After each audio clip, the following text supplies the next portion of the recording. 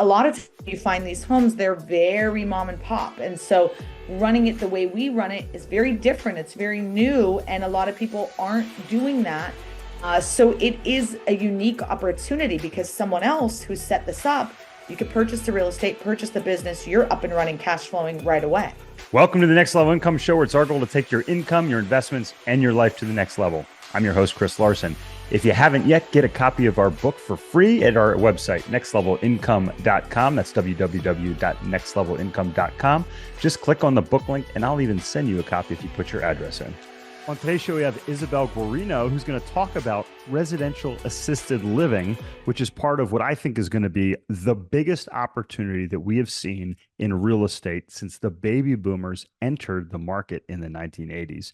Isabelle's a two-time best-selling author, named one of the top influences in senior housing, and she's been featured on Bigger Pockets, the Wealthy Way podcast, and Sales Disruptors. She's also the COO of Residential Assisted Living Academy. She shares the message of doing good and doing well with hundreds of thousands of entrepreneurs and investors across the country. Twice she's been named the future leader of assisted living, and she is the nation's top coach and trainer for all things RAL that we're going to talk about today. She's also going to share more about how to get in touch with her company, and check out their RAL National Convention coming up this fall. Isabelle, it's so good to see you again. Welcome to the show. I'm happy to be here. Thanks for having me. Yeah, wow. So much has transpired since I met you back in 2019. Yeah. It was at your national REL National Convention in October of 2019, Yeah. and that was like it was like a different world because that was pre-COVID, and it's been wild what's happened since then.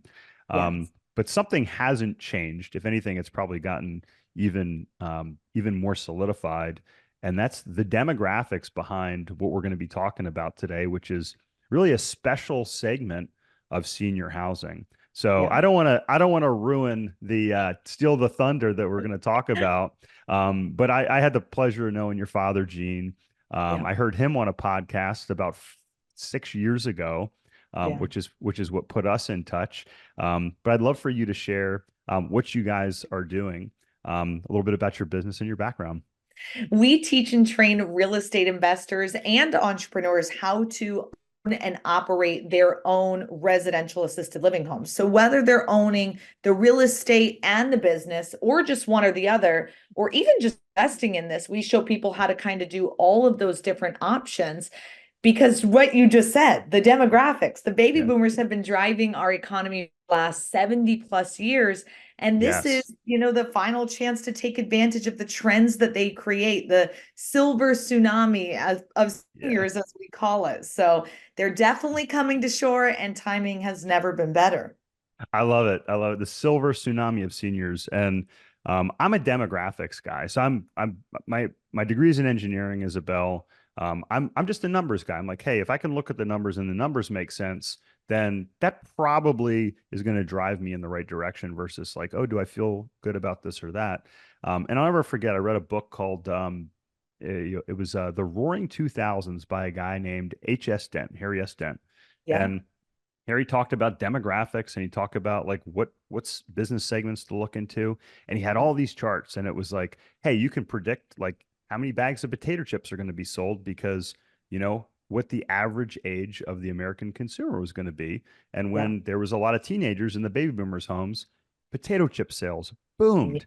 And then he Yeah. talked about how baby boomers were going to need surgery and how the medical device space was going to boom. So I spent 18 years in the medical device industry because There of you that. go. I got into the multifamily industry because of that. And when I heard about the silver tsunami, and the numbers are breathtaking, Yeah. it's about what 10,000 a day are going Yeah. to be turning. They're 65. turning 65, but are going to start turning 80 as well, right? Yep, yep. Right now, Mm, I want to say it's 4,000 a day, turning 85, 10,000, 65 every day. You do get yeah, that fall off, right? Not sure. we Yeah. don't all live forever, but it's Good point. pretty Yeah. insane.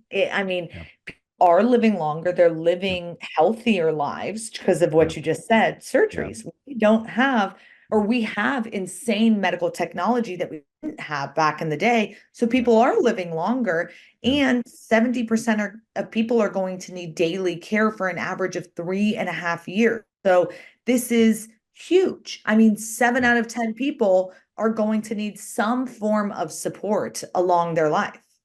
Okay, so approximately 10,000 a day, turning 80. They go in, or 7 out of 10 are going to need care some for about 3.5 years, sometime between around 80 and 85. Is that about right? Yeah, average Yeah. age is 85. Yeah. Wow. And I got a chart. I'll put that in the show notes. That from an article I wrote. I mean, and it really is a tsunami when you look at the demographic chart that Yeah. as it explodes upward. So there's a lot of options out there, and I want to talk about specifically what is residential assisted living because um, if we talk about senior housing as we kind of go down the spectrum, and you can kind of jump in or correct me if need be, but you have independent living, which would be Yeah. basically like a 55 plus community, Exactly. which is kind of catered towards an age group. Then you have assisted living, which it has different scales. Maybe you have, some meals that you get, or you live in an environment where you can call on help. But then you can have skilled nursing, which kind of is a step up from there.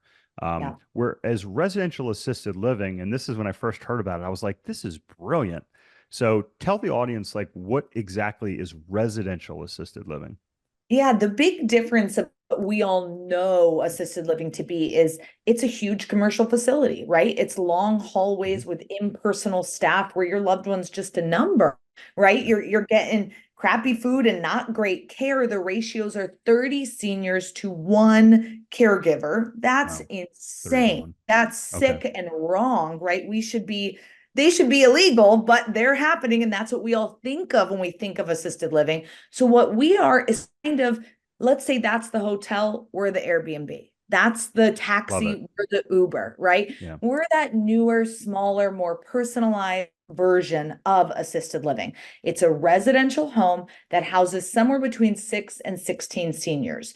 The 6 and resident 16. to caregiver ratio is 4 to 1 or Okay. 5 to 1, depending on your numbers. So the care is a lot better, the food is better, the attention's better, and you're living in a home, not something that's home like. It's a literal, actual home in a regular residential neighborhood, just like where we all grew up. So you don't have that big adjustment as a senior feeling like, oh my God, now I have to move into this huge building where I don't know anybody, I'm intimidated.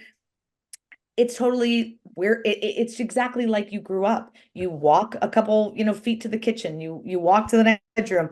And Yeah. so it really has that more comforting feel. And that's the big difference is the care, the quality, and the feel. Yeah.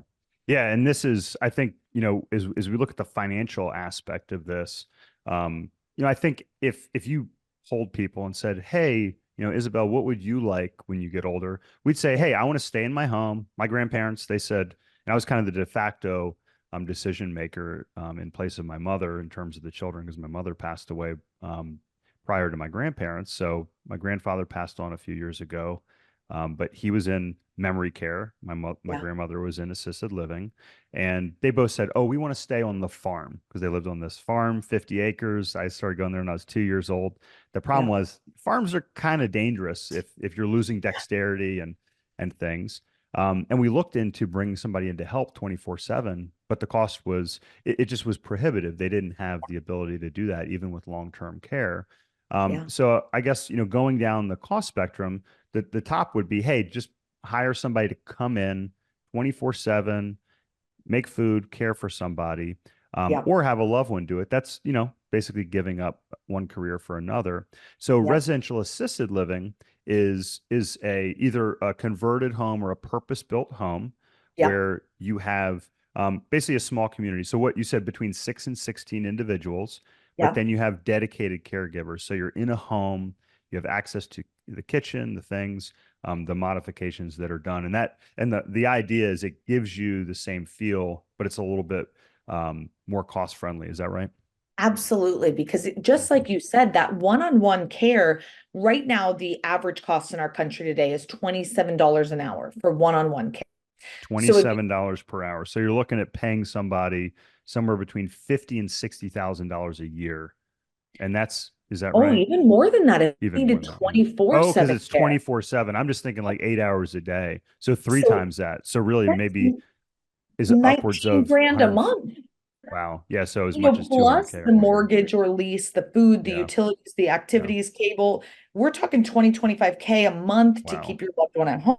It's Wow. extremely cost Yeah. prohibitive. So Yeah. exactly like you said, most people say, okay, well, I don't need 24/7. I just need while I'm at work, 8 hours a day, which Mm. is more reasonable, but that's still 4 or 5 grand a month. And average cost of assisted living right now in our country's $5,350 per person per day. I'm No, sorry, per month. Yeah. per Yeah. person Yeah. per Yeah. month. Yeah. So if you're have to take the night shifts and the weekend shifts and pay Mhm. that 4 or 5 grand, or you can pay that 5,350 and have 24/7 care. This makes a whole lot of more sense to go with that all-inclusive option. Yeah, and that's the other thing that I thought was really cool when I looked into the residential assisted living, or I think you say RAL space, right? Yeah. Which is, my one of the things that we saw with my grandmother is she didn't really have peers, so even in a larger facility, there were people that she didn't really relate to, and then she had kind of a couple people that were nearby to her that were kind of not her roommates, but were her neighbors in the Yeah. facility. But this gives you a community as well, Yeah. which is healthy because if you're 80 or 85 years old, you don't have the capacity to drive around and have the same maybe social activities that you did. So I think there's additional benefits to that versus just Absolutely. being at home by yourself all the time with somebody. Absolutely. It's Yeah. tough to have that one-on-one care. It's tough on the caregivers, it's tough on the seniors. They're not getting that same social interaction. But Yeah. just like you said, sometimes in the big facilities, it's almost too much. So it's just that it's the Goldilocks. It's which bed fits right. That Yeah. middle bed that's just enough. You get just enough social interaction. You get just enough, close enough to one-on-one care that it just kind of makes sense. Yeah, no, I love that. And, you know, I think the fact of the matter is a lot of people in this country, and it's not Medicare, it's Medicaid typically that pays for long-term care facilities. A lot of people say, "Oh, I'll rely on Medicaid." The problem is, and if you're listening to this show, you or your loved ones probably don't want to deal with this situation. You basically have to give away all your assets, and get down to the point where you can qualify for Medicaid. So that's not an appealing option. It's if you don't want to be in an assisted living facility where you can't afford one-on-one care, this is, like you said, kind of a perfect Goldilocks option. So I know we have some listeners that are saying, wow, I never knew this was an option out there for me, or my parents. And then, the other thing is you actually teach and coach, and we've talked about this in the past. You actually coach investors or business owners that are interested in participating, and creating, these opportunities for other people and participating in the profit side of things. How does that work, Isabel? Yeah, so not only do we do this ourselves, but we teach people how to do it. We've been teaching Yeah. for over 10 years now on how to own and operate the real estate and the business. So we have 3-day trainings in Phoenix, Arizona. We also have online courses where we go through really everything, step by step, how to purchase the facility or from the ground up or convert a single family home. There's a bunch of different ways you can kind of Yeah. go about getting into it, looking at that right area, find your staff, getting the home licensed, and then marketing to fill the home with seniors. We take it as far as getting you so systematized that you only need to be spending about 5 hours a week setting up the business. And so you are not really working in the home at all, right? You're not dealing with the seniors. You're just working on the home, on the business. That's what we do. And that's what we are blessed to be able to show others how to do, how to cash flow on single family homes being used as residential assisted living homes. I love that idea because, if you look at the past, 10 or 15 years coming out of the Great Recession, there was a lot of opportunities. You could build an affordable cost. I was telling you earlier, my wife and I were building spec homes. We Yeah. could we could double our money in 12 to 18 months. It was great. Building costs went up, land costs went up. Now interest rates have gone up. And it's really challenging to make kind of almost any deal work in today's environment. But there's one big segment that I found still tends to be profitable and make a lot of sense when you're penciling out numbers, and that tends to be what I call operating real estate. Mm. And the bucket I would put in there, you had a great one. You said short-term rentals, Airbnbs. We actually have two ourselves, my wife and I, here in Asheville. Um, and it's great because you're getting a premium versus just renting it long term. Yeah. Car washes is another one that we operate in. And you get the real estate, but you also get the business, mobile Yep. home parks, and Yep. then RAL, residential assisted living. And what do these all have in common? They have the real estate, which our investors are quite familiar with, and our listeners. And then we also have the operating side of the business. Yep. Um, but the operating side can be daunting. So I think, if you could share a little bit more about that, because um, I think there's a big challenge today in finding care for our seniors, right? And Yep. whenever I see a big challenge, I see a big opportunity. How are you and your group not only teaching but also solving that problem on the operating side? Yeah, I think it really comes down to what you have to offer. You have to think about the person who is a licensed administrator, who is a licensed caregiver. What job opportunities are available to them? The reality is that their heart is for seniors. They could go work at out or Chick-fil-A and probably make a similar wage, right? It's minimum Yeah. wage plus a couple bucks an hour, but they would never do that because that's not what they love to do. That's not what they're put on earth here to do. They are here to care for and love seniors. So they've chosen this career for a reason. And you find that right person, and they have been working in a big box facility, right? A Brookdale Sunrise Atrium. Many Yeah. times they're burnt out because they're doing that 30-to-1 care. They're the one person taking care of the entire floor. And listen, they love seniors. They want to do a job desperately. And the system is set up to fail them. So when you Hmm. hear all the statistics about, hey, caregivers are terrible and there's such bad turnover and abuse and all this stuff, Hmm. yeah, in the big boxes, because the system's failing them, because they only care about profit over people. They are not putting people first. And I don't just mean the seniors, I mean the caregivers. When you Yeah. bring them into our environment, they're in a luxury home getting fed 3 meals a day and only having to care for 4 or 5 seniors. It is a night and day difference. Well, Not to yeah. mention, you are being a kind owner operator. You're treating them with respect and loving them and appreciating them for the hard work they're doing. If they had to choose which job to do, they're going to choose you all day long. We do not have problems with loyalty and with people staying. We've had staff who've been with us for 8+ years. That's You awesome. wouldn't Yeah. dream of going anywhere else. If you asked your local Brookdale how long is the longest employee's been with them, I bet you they'd say 6 months. Turnover is insane in big boxes. Mhm. It is terrible. And it's because they're not taking care of their staff. Bottom Yeah. line. Well, and I can imagine, I mean, if I'm caring for, 20 or 30 or 40 seniors, that's really hard work, That's you know. backbreaking work. That's really hard work. Because I know just spending, a day with my grandmother, a day with my grandfather, it's challenging. By the end of the day, I'm like, all right, I got to take a break, Yeah, and get out of there. So going room to room to room, and I will say that, the staff has been very pleasant where my grandmother is, but it's a smaller good. facility in a rural Yep, area. good. So you have that. But certainly, if there was this kind of opportunity, it would be very appealing.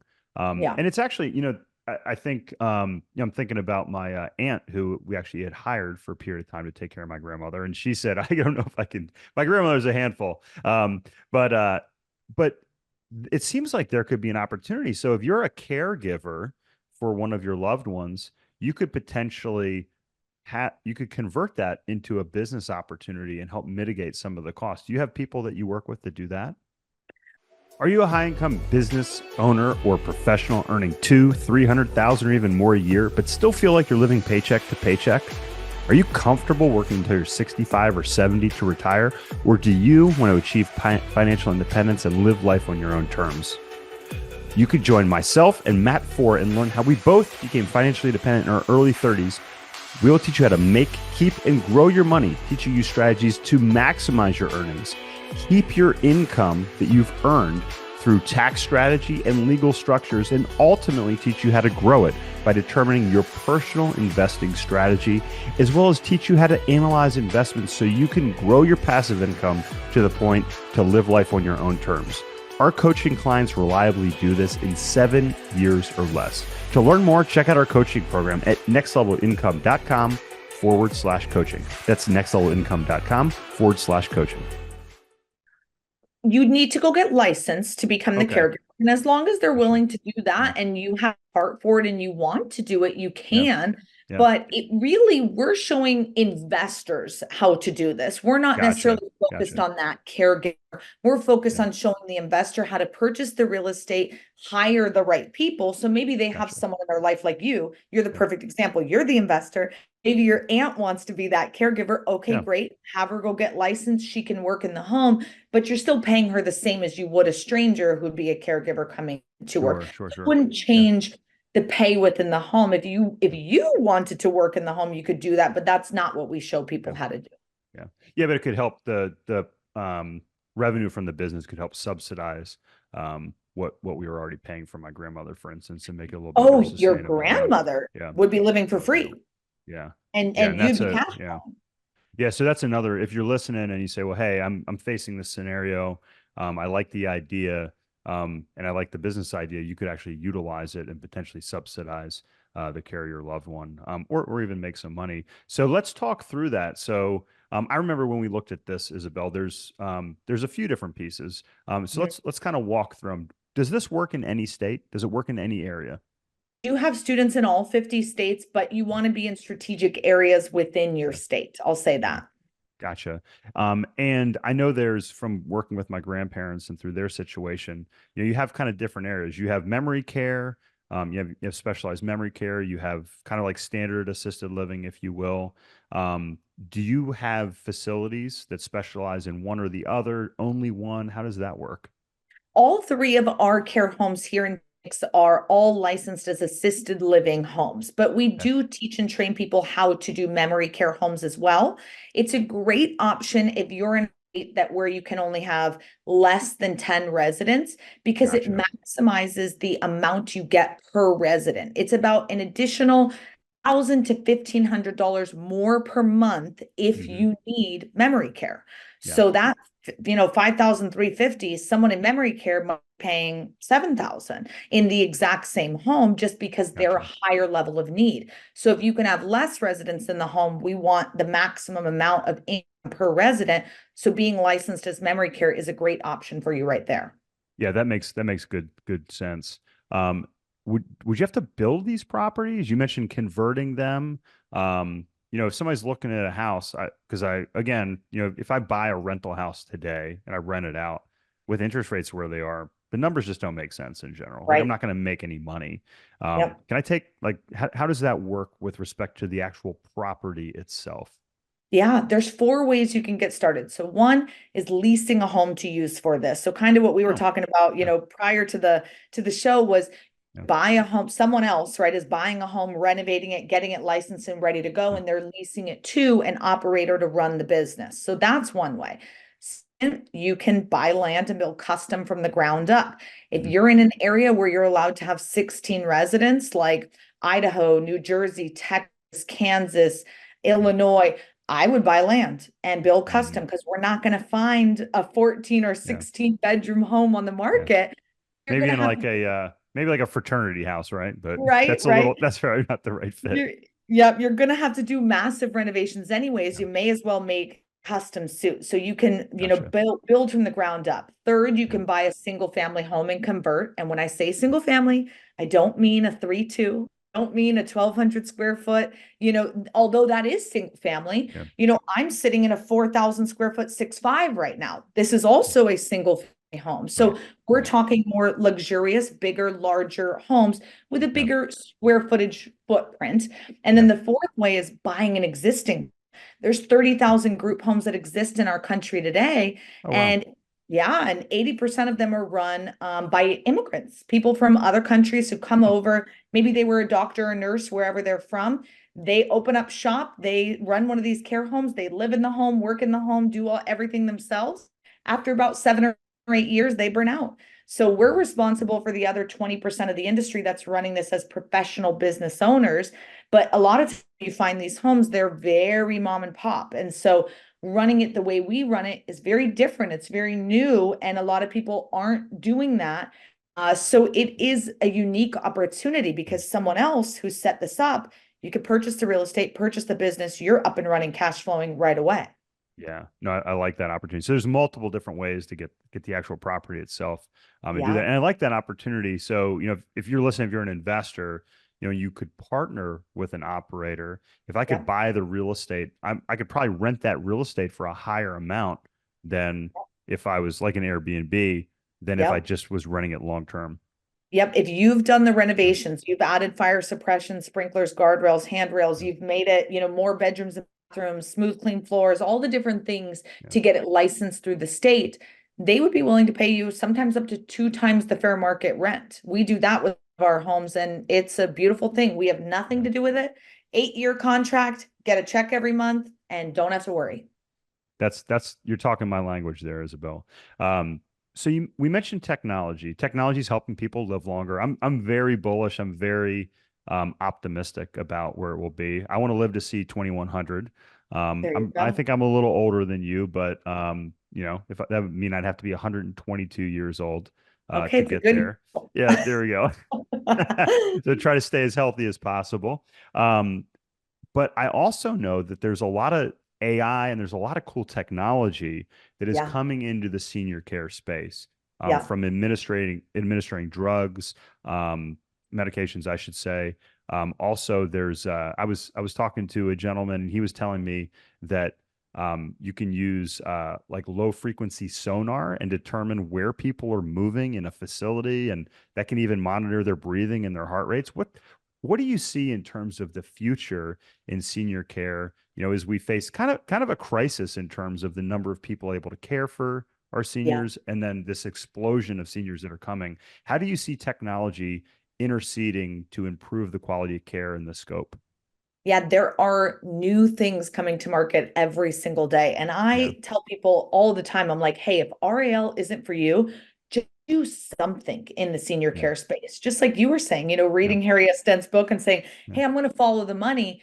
The boomers are the money, right? That's who we're yep, following. It's whatever they touch turns to gold, basically. And at this point, they're just starting to need care and assistance. So yeah, whatever that looks like, get involved in something that will touch the boomer generation and you will be set. With yeah. that being said, there are amazing technologies coming to market every single day, from different activity programs like Tover Toffle, which is basically a system that shoots down and they play like whackable games. They could Oh do wow. puzzles. It's Yeah. got hundreds of thousands of games on it, and it's just a system that shoots down light, and it basically Oh provides wow. Yeah. endless hours of activity, just Wow. like you were talking about, like wearable Yeah. um Got my watches, little. more or less. Yeah. Yeah, the Yeah. Aura Ring, Fitbit Yeah. stuff that Yeah. tracks them within the home, tracks breathing, falls, UTIs. It is insane. It is Yeah. so incredible, the technology that's coming. Seen in other countries where they're starting to make robot caregivers. I don't know if that will ever make it to, the US, if Yeah. people will be down for it. There's so many cool things, and the best part of this, as an assisted living owner, is you can, the more you implement, the more hands off you can become. Yeah. So our homes are 45 minutes from me right now, and I visit them every 2 to 3 months. I'm Yeah. never there because I don't Yeah. need to be there, Yeah. right? Yeah. Even Because things you as got your simple team as, in place. Yeah. I've got my team. Even Yeah. things as simple as Zoom, like I can have my meetings on Zoom. I don't need to go there in person anymore. Yeah. There's tools where you can say, I need to feed 10 people. Here's the meals I'm thinking. They will generate a full menu, load Yeah. it into Instacart. You say it's 10 people, they'll tell you how much of each ingredient you need. They'll shop Yeah. it for you, deliver it to the house. Love it. Amazing. It is. I love that. Well, and the thing is, if you look at all these things, like my Aura ring, my Garmin watch, it Yeah. helps me take better care of myself. So I have a better Yep. quality of life. So if I'm in a home and I'm caring for individuals, and I know that somebody, had a fall, or I need help preparing a meal or doing those things. These things can augment the human experience, Yep. and I really like that. I mean, we use it with our technology with our investors. We call it Yeah. automated authenticity. It helps us put the human energy at the right place at the right time. Yeah. And I'm really excited to see how that continues to impact this industry. I'm also excited to see you again in October. I Yes. know just in a couple months here, we got it's actually like the week after my anniversary trip with my wife, which I do every year. Um, Great. but now I'm excited to get back out there. So tell the audience about the RAL National Convention coming up in October here, Isabel. Yeah, it is a super fun event that we host once a year for care home owners or people in the industry. Really, anybody can come, even if you're just interested in looking around. It's unlike our 3-day fast track training because that's more of the educational step-by-step training. This event is the party. It's where we have a lot of fun. There's different vendors, sponsors, and speakers. We've got Ed Milet, Kim Kiyosaki, and Mark Victor Hansen coming this year. Awesome. It's an incredible event in Phoenix, like you said, October 3rd through 5th. I'm so excited because it's really the event where everyone in this industry gets together and just gets to hype each other up. And, no one was hosting events for the smaller care home owners. There's events for the big box owners, but there was nothing for us. And so we said, years ago, we got to be the first ones to do it. And so began the RAL National Convention, and I'm excited to have you there again this year, and hopefully some of the listeners will want to come. Yeah, absolutely. So what is the best place to find out more about what you do with your company, and also the RAL National Convention if people are interested in checking that out as well? Yeah, if you want to learn more about the RAL Academy, check out ral101.com. It's a great place to grab a bunch of free resources, books. You can schedule a call with me or the team, grab free webinars, whatever you want there. And if you're looking to grab a ticket to the National Convention, you can go to ralnatcon.com. Awesome. We'll have all that in the show notes. I got you pulled up right here on the other screen. I can see your video on there as well, Isabelle. And yeah, if you're interested in checking it out, I've learned so much through your organization about this space.